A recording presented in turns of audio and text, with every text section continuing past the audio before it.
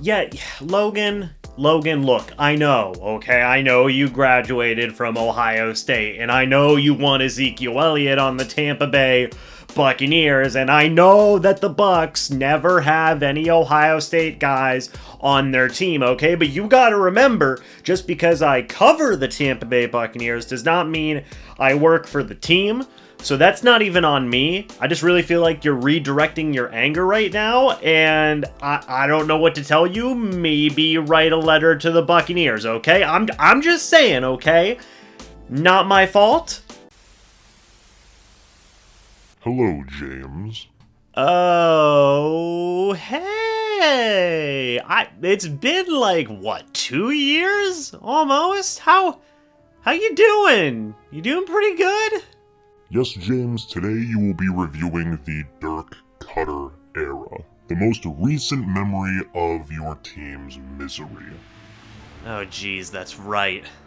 I completely forgot about that. That was just a really missed opportunity, but look, whatever. I guess after this I'm done, so let's just get it over with.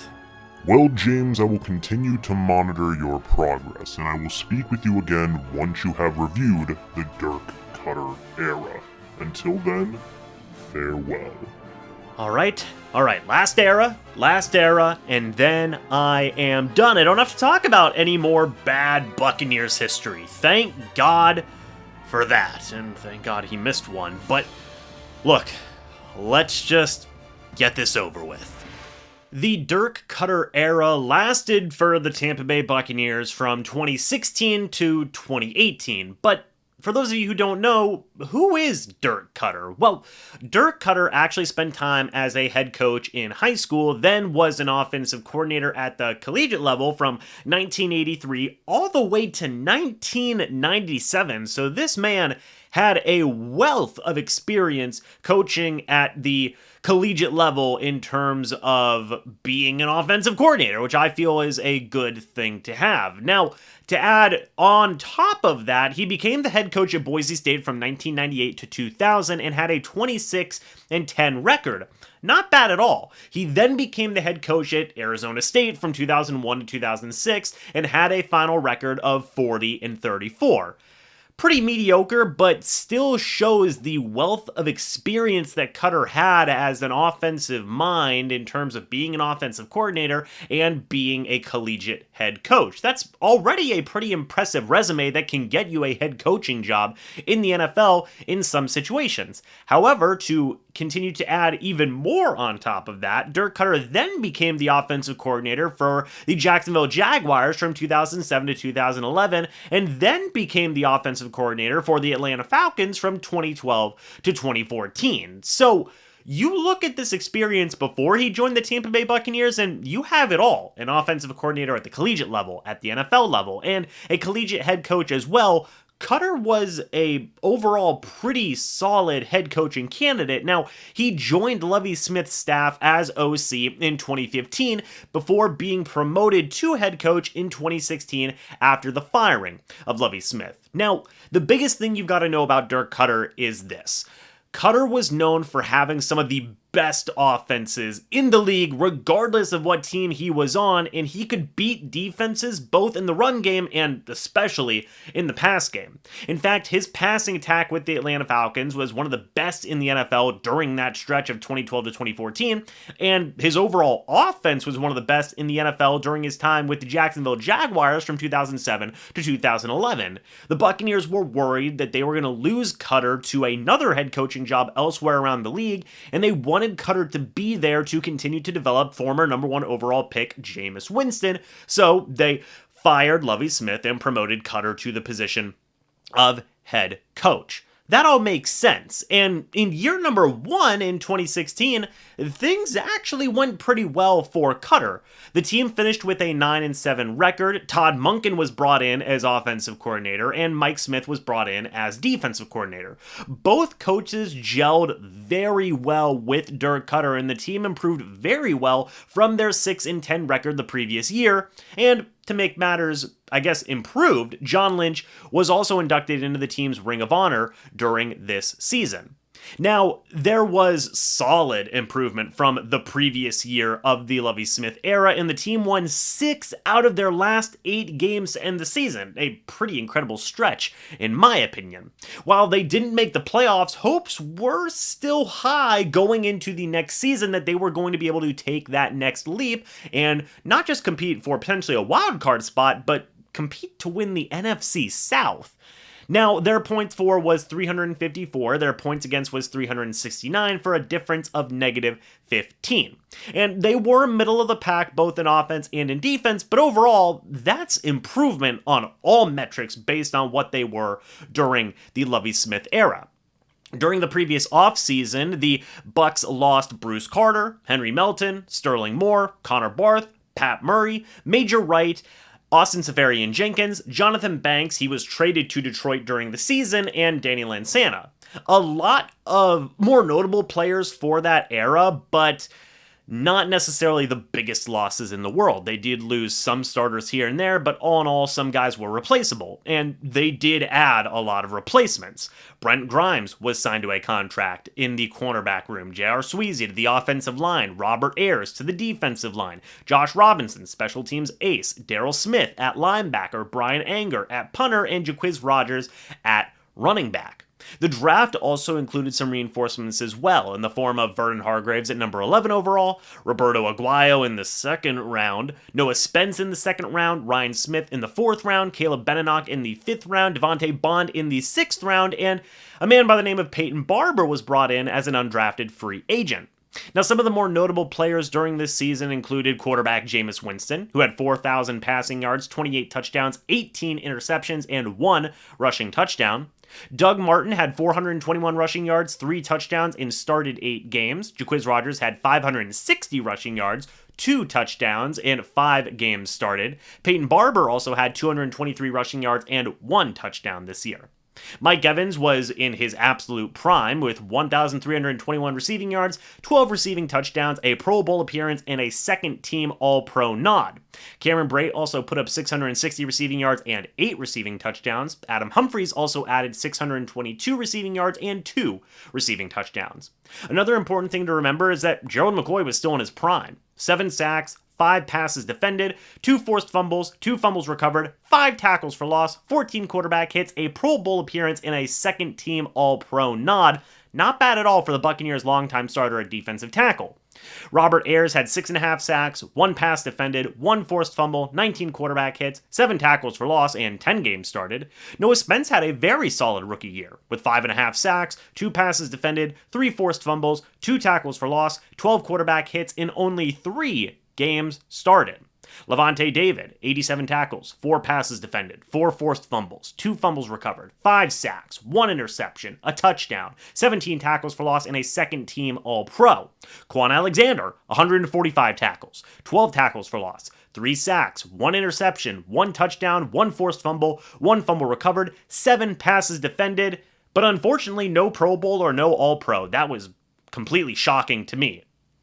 Brent Grimes, 4 interceptions, 1 touchdown, 1 forced fumble, and 24 passes defended. Keith Tandy, 4 interceptions, 1 fumble recovered, and 9 passes defended. Bradley McDougald, 91 tackles, 1 fumble recovered, 2 interceptions, and 10 passes defended. And probably one of the more notable things here is that recent second-round pick Roberto Aguayo had a field goal percentage of only 71%. And we'll talk about that later, but optimism was extremely high following this season, as many people had felt that the team had taken the next step towards being a playoff team, especially with Jameis Winston improving in year number 2. Whenever you also consider guys like Quan Alexander, Lavonte David, Noah Spence, Robert Ayers, Gerald McCoy, Brent Grimes were all stepping up significantly in that defense, and you had Mike Evans in his absolute prime, there was a lot to be positive about. However, when you go into year number 2, 2017, things took a dramatic, and I mean dramatic downturn. The final record was 5-11. The team took an incredible fall in their overall record. One of the biggest reasons for this was due to having, quite frankly, a terrible kicking situation that carried over from the previous season. While there were still good pieces to this team, there was clear regression from certain players, especially on the defensive side of the football, unfortunately. They also suffered way too many injuries throughout the course of the season, and to make matters more interesting, Malcolm Glazier and John Gruden were inducted into the team's Ring of Honor. Their points for was 335, their points against was 382 for a difference of minus 47. Not much worse than the previous year, but a dramatic shift in the record. Now, they did have a top-tier passing offense, but they were near the league bottom in terms of their running game and their defense as well. In the offseason, they lost Mike Glennon, Vincent Jackson, R.I.P., Jaquez Smith, Akeem Spence, Darryl Smith, Altron Werner, Bradley McDougall. They released Roberto Aguayo eventually, and Jude Ajay-Barima had all left the team. Now, that was a lot of significant players from not just the previous season, but from the previous couple of seasons as well. They added Ryan Fitzpatrick, Deshaun Jackson, Chris Baker, Nick Folk, and TJ Ward, and around this time a certain guy called James started to do something on YouTube. Now, the draft included O.J. Howard with the 19th overall pick, Justin Evans in the second round, Chris Godwin in the third round, and Kendall Beckwith in the third round as well. Some of the more notable players from this season included Jameis Winston, who did have a hurt shoulder late in the season, 19 touchdowns, 11 interceptions, and 1 rushing touchdown. Ryan Fitzpatrick also put up 7 touchdowns and 3 interceptions. Now, Doug Martin had 406 rushing yards, 3 touchdowns, and 8 games started. He was suspended during the season. Jaquiz Rogers, 224 rushing yards, 1 touchdown, 4 games started. Peyton Barber, 423 rushing yards, 3 touchdowns, and 4 games started. Mike Evans still had 1,000 receiving yards, but it was 1,001 receiving yards and 5 receiving touchdowns. Deshaun Jackson, 688 and 3 touchdowns. Adam Humphrey, 631 and 1 touchdown. Cameron Brate, 591, 6 touchdowns. Chris Godwin, 525 and 1 touchdown. O.J. Howard, 432 and 6 touchdowns there. So there was some young guys stepping up in this receiving room. You had Chris Godwin and O.J. Howard put up some pretty solid rookie years, and you did have Mike Evans continuing to do Mike Evans things, and all in all, the football was passed around a lot to a lot of different guys. However, on the defensive side, a lot less notable players here. Jordan McCoy was still in his prime, still had a Pro Bowl appearance, but only finished with 6 sacks, 1 pass deflection, 13 tackles for loss, 24 quarterback hits, but still got a Pro Bowl appearance, thankfully. Clinton McDonald, 5 sacks, 1 pass defended, 6 tackles for loss, and 10 quarterback hits. Lavonte David still had 101 tackles, 1 pass defended, 5 forced fumbles, 1 touchdown, and 8 tackles for loss. And you had Quad Alexander with 97 tackles, 7 tackles for loss, 3 interceptions, 1 forced fumble, 4 passes defended, and a Pro Bowl appearance. So that kind of makes up a little bit for the previous year. In the secondary, you had Brent Grimes with 3 interceptions, 1 touchdown, 1 fumble recovered, and 11 passes defended. Robert McClain had 3 interceptions, 1 touchdown, and 5 passes defended. And Justin Evans had 3 interceptions and 6 passes defended. But this is where you run into an issue. Nick Folk, the guy who was brought in to initially replace Roberto Aguayo, had a field goal percentage of 54.5%. They would eventually bring in Patrick Murray, who would finish with 82.6 field goal percentage, but the damage was already done. This team did not end well, and the pressure was now on in a big way for Dirk Koetter and his coaching staff to improve on this extremely down year by all accounts, and to work to get back to where they were in year number 1, taking that step forward into being a playoff team. However, in year number 3, 2018, that did not happen. The team finished yet again with a 5-11 record. This was the last chance for Dirk Koetter and his staff to show that they were capable of being a winning football team, and it was off to a rough start. Jameis Winston was suspended at the start of the season for the Uber incident, and Ryan Fitzpatrick would be the starting quarterback to begin the season. Tony Dungy was also inducted into the team's Ring of Honor. A top-tier passing offense with a near-league low running game and defense yet again. The points for was 396, the points against was 464 for a difference of negative 68. If you notice, it's getting worse pretty much every single year. That's never a good sign. Now, there was a large quarterback controversy throughout the season as Koetter would switch between Jameis Winston and Ryan Fitzpatrick throughout the season once Winston returned from his suspension. This caused some rifting in the locker room. Deshaun Jackson was on Team Fitzpatrick, and a lot of other guys were also there, but there was also a good amount of guys that were on Team Winston. So that was definitely not a good situation to have. And there is always that saying of, if you have two quarterbacks, don't you really have none? And that really is what it felt like throughout this season. Dirk Koetter would also fire defensive coordinator Mike Smith on October 15th, replacing him with Mark Duffner, the linebackers coach, for the remainder of the season. They would also suffer more injuries on both sides of the football. Jameis Winston also still did have a fumbling problem. He had that earlier on in his career, and that still persisted here. Now, they lost Doug Martin, Charles Sims, Robert Ayers, Chris Baker, Clinton McDonald, Robert McClain. They lost Nick Folk, J.R. Sweezy, Kendall Beckwith, Josh Robinson, and Keith Tandy all in the previous offseason. Now, some of that was due to unfortunate injuries, especially in the case of Kendall Beckwith. Some of that was due to guys just simply not performing, in the case of Doug Martin, in the case of Chris Baker.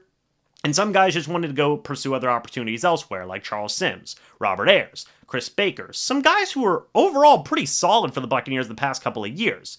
Now, they did make a pretty healthy amount of additions. Ryan Jensen was brought in, Raheem Nunez-Roches, Andrew Adams, Kevin Minter, Vinny Curry, Jason Pierre-Paul, Bo Allen, Chandler Catanzaro, and Cairo Santos were brought in to try and salvage the kicking situation. The draft included Vita Vea at number 12 overall, Ronald Jones in the second round, MJ Stewart in the second round, and also Carlton Davis in the second round. You then had Alex Kappa in round number 3, Jordan Whitehead in round number 4, Justin Watson in round number 5, and Jack Sitchie in round number 6. Now, whenever you look at the notable players, you have Jameis Winston, 19 touchdowns, 14 interceptions, 1 rushing touchdown, and Ryan Fitzpatrick, 17 touchdowns, 12 interceptions, 2 rushing touchdowns.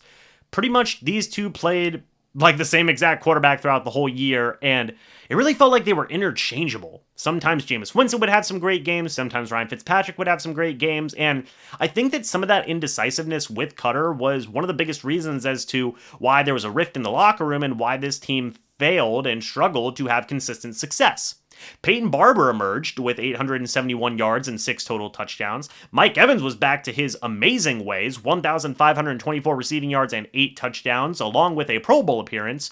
You then had Chris Godwin with 842 and 7 touchdowns, Adam Humphries with 816 and 5 touchdowns, Deshaun Jackson 774 and 4 touchdowns, O.J. Howard with 565 and 5 touchdowns, Cameron Brate with 289 and 6 touchdowns. On the defensive side, you saw some improvements. Jason Pierre-Paul had 12.5 sacks, 16 tackles for loss, 20 quarterback hits, 2 passes defended, 1 forced fumble, and 1 fumble recovered. It was the first time the Buccaneers had a double-digit sack player going all the way back to the Simeon Rice days, so this was an awesome thing to see as a Bucs fan. Carl Nassib was another guy who emerged with 6.5 sacks, 2 passes defended, 2 forced fumbles, 12 tackles for loss, 14 quarterback hits, and only 9 games started. He was emerging as a diamond-in-the-rough type of find for the Bucs. You still had Gerald McCoy doing Gerald McCoy things with 6 sacks, 1 pass defended, 6 tackles for loss, and 21 quarterback hits. Levante David still had 120 tackles, 2 passes defended, 1 forced fumble, 2 fumbles recovered, 3.5 sacks, and 13 tackles for loss, but he didn't get any accolades because I think the NFL just hates Levante David at this point. And then in the secondary, you had guys like Andrew Adams with 4 interceptions, 9 passes defended, and only 4 games started. You had Justin Evans with 1 interception, 1 fumble recovered, 1 touchdown, and only 10 games started. However, field goal issues still persisted. Chandler Catanzaro had 73.3 field goal percentage, and Cairo Santos wasn't much better with 75%. And unfortunately, for Dirk Koetter, I guess that should be, following this season, Dirk Koetter would be fired and eventually replaced by retired and former Arizona Cardinals head coach Bruce Arians. Now, Koetter would return to the Falcons to be their offensive coordinator yet again for 2 more seasons before retiring from coaching in 2021. Now, what can we learn and gather from the Dirk Koetter era? Well, he never had a solid rusher. Injuries and mediocre play was just persistent throughout the Dirk Koetter era. Doug Martin was constantly getting hurt or suspended. Jaquiz Rodgers and Peyton Barber weren't necessarily getting the job done in a lot of situations, and that was a detriment to having a hope of a balanced offense. Now, the passing offense was great. It was one of the best in the league, and you saw the ball get passed around to a lot of different guys, which I think is always a good thing to see. That's a positive. However, the defense regressed in a big way overall from the Lovie Smith era. Now, you still had guys who were doing really good. Levante David was still putting up some numbers. Quan Alexander put up some good years. Gerald McCoy did some good things. Jason Pierre-Paul did some good things. And many other guys had good stats. But overall, the defense was not working. There's a reason that after the first year, the defense just got worse and worse and worse. And I think Dirk Koetter waited too long to make changes on that defensive coaching staff. Another big thing that was just flat out missed was the kicking game. It was terrible. And I think that does fall more so on Jason Licht. All the kickers that Jason Licht brought in during this era failed. Point blank simple as that. It wasn't for a lack of trying. Roberto Aguayo was a second-round pick. He was arguably the best kicker in college football history, if not one of the best at the time, in terms of accuracy, and he failed miserably. Veterans were brought in, who, at times before joining the Bucs, were good, and even whenever they left the Bucs, were still able to find work elsewhere and be good. You can chalk it up to a curse, or you can just chalk it up to guys not getting the job done, whatever you want to say about that. And that was also a really big reason as to why these years were so bad. Indecisiveness in the final season at quarterback helped nothing. It caused a rift in the locker room. Ryan Fitzpatrick and Jameis Winston really did feel like very similar quarterbacks during that final year, and really should have picked a guy and stuck with him. And maybe that guy was going to be Ryan Fitzpatrick. Maybe it was going to be Jameis Winston whenever he returned from suspension. But really, Koetter should have picked a guy and stuck with him. That would have helped a lot, in my opinion. There was bad injury luck for a couple of seasons. Quite frankly, nothing can be helped out with that. But besides wide receiver and tight end draft picks and some undrafted guys, there was a lot of draft picks that struggled very hard to develop under Koetter's coaching staff. Alex Kappa became a quality level starter, in my opinion, after Koetter left. You look at Ronald Jones, and he was another guy who improved after Dirk Koetter left. And there are a few other guys in there as well that were just able to do better things once the Koetter staff moved on. And one thing I think that was very notable was that Koetter relied on Koetter guys from the Atlanta Falcons, guys from his coaching past, to fill in those gaps that he felt were needed at starting, instead of relying on some of those other guys that could have provided better play down the stretch. That was very notable and very interesting. Now, at the end of the day, people have debated about this. Was it necessary to fire Dirk Koetter? And at the end of the day, I think it was. Look, at the end of the day, it didn't work. It was not working, and there wasn't much evidence to suggest that it was going to get any better. You had problems with the roster at multiple levels. You had problems at the quarterback position at multiple levels. And overall, this team just wasn't winning football games after that first year of success.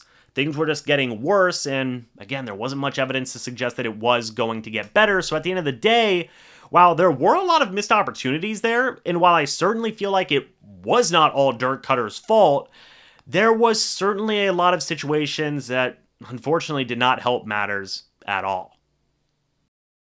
What a weird missed opportunity the Dirk Koetter era was, man. I mean, that guy, it seemed like they were on the cusp of being a playoff team consistently, but it just didn't work out. So weird. So miserable.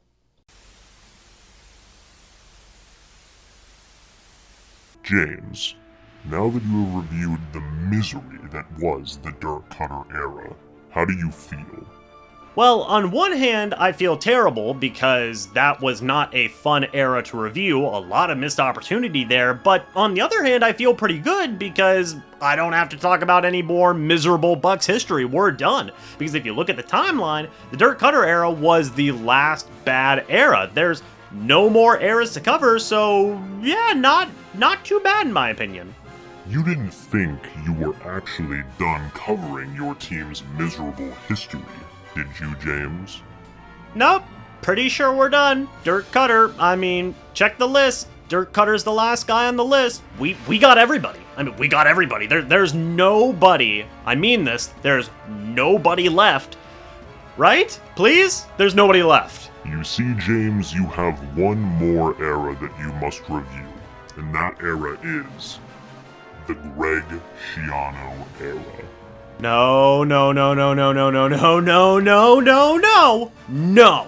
No, you can't do that to me. You can't just skip the Greg Schiano era and then have me go back and then cover that last because it is possibly the worst era in Buccaneers history because so much terrible things happened, okay? That's not right, man. That is not right. You cannot do this to me. Because, James, I know that you despise what Greg Schiano was for your team. And it is finally time for you to give in to your anger and abandon your team for good. I will see you soon to review the final miserable era in your team's history. Until then, farewell. Oh, this isn't good. This is not good. You know what? It's fine. It's fine. Because I'm going to review the Greg Schiano era, and then we're done. We're done. So I'm going to review what is, in my opinion, probably the worst era in Buccaneers history. And then I'm done with this. I'm done.